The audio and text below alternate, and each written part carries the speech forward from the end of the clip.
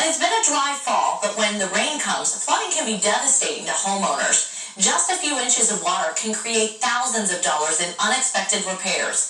And new data shows we could be seeing more and more of these extreme conditions. Here's Storm Center 7 meteorologist Cheney. Digging, draining, and filling. We'll work from the outside and the inside. Keeping basements dry isn't easy. This home in Kettering is a mess, and Charles Bagley was called in to clean it up. That's when you need to get a hold of professionals. He's the GM of EverDry and has been fixing leaky basements for almost 40 years. We're going to install outside drains to capture surface water. We're going to go ahead and install these interior drains to catch the groundwater. All of this because of the higher probability your home might fill with water thanks to our warming climate. Global temperatures have risen almost 2 degrees since 1901. That might not seem like much, but that increase is helping to load up our atmosphere with more water vapor. And this means more moisture for storm systems to use. Since 1948, the Dayton International Airport has seen an increase in the percentage of rain events producing over 1 inch of rainfall. This means there's more frequency in the heavy rain. And according to Climate Central, there has also been an increase in the intensity of that rain, meaning more rain in a shorter amount of time. That can cause headaches for homeowners. Do we have adequate limits? This is why you need someone like Nathan Hullaball.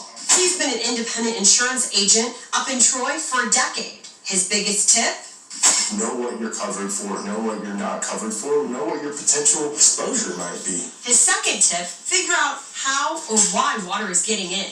There are plenty of ways. If water's flowing in from a window or door, that would be covered by flood insurance. If water's flowing in from a drain or sewer system, that would be covered by backup sewer or drain insurance. And if water's coming in from cracks on your floor or basement walls, that's considered deterioration and doesn't get coverage. This is why it's important to check your homeowner's policy and see what type of coverage you have. Once you've checked your insurance, also check your home. Basic maintenance today can keep water out tomorrow. Clear your gutters. Make sure downspouts are connected and not clogged too. Why? Thousands of gallons of water come off your roof. And if it's not running away from your home, you're going to end up with a lot of problems. Look at your basement for cracks or leaks like this and use your senses. Your nose is probably your best tool to find something. If you're noticing those basement odors, those aren't just basement odors. All good tips since the threat for more extreme rain isn't going away. In Kettering, I'm Storm Center 7 meteorologist Cheney.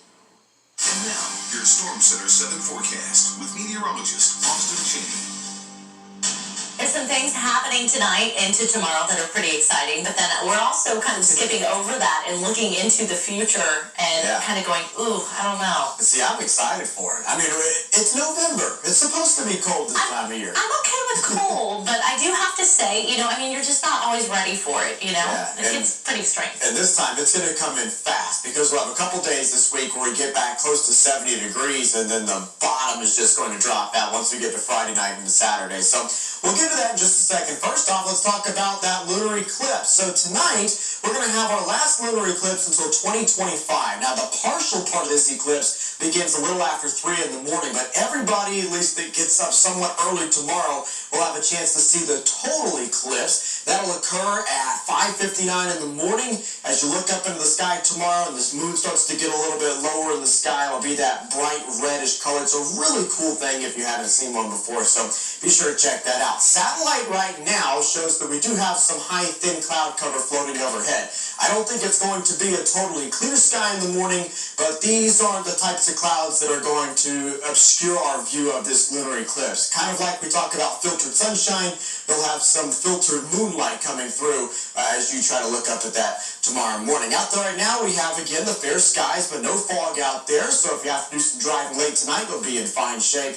And no threat for rain or anything as we go through tonight. It'll just be kind of cool out there. Dropping off into the 40s right now, we'll get down to about 39 degrees here in Dayton by 7 a.m. tomorrow morning. Some spots outside of Dayton do get down into those middle 30s, so it'll be a little chilly in the morning. Now, tomorrow's election day, so going out to the polls, you want to grab the jacket, especially if you're out there in the morning. Temperatures climbing through the 50s by your lunch hour, 60 degrees for a high temperature, and then we are back down into the upper 50s as the polls get ready to close a little after 7 tomorrow night. So a little on the cool side, but hey, it's November 7th going on 8th. We'll take this type of forecast, and I think we'll really enjoy the fact that there's no rain out there.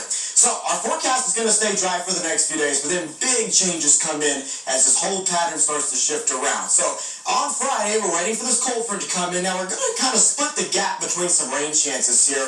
Along the front, there's going to be some shower chances to our north. Big time rain chances to our south thanks to subtropical storm Nicole, but we miss out on that. What we don't miss out on, though, is the cold that blasts into here for the weekend. We're talking about low temperatures in the 20s, highs only in the upper 30s to near 40.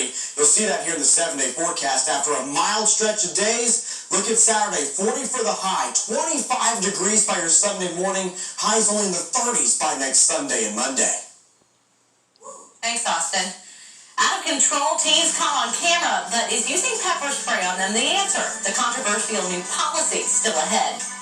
And suing Kia and Hyundai, how our state's capital is saying enough is enough to the drastic uptick in car thefts. Plus, take a reporter wearing AirPods and add a bird. And what happens next makes a great video you'll want to stick around for.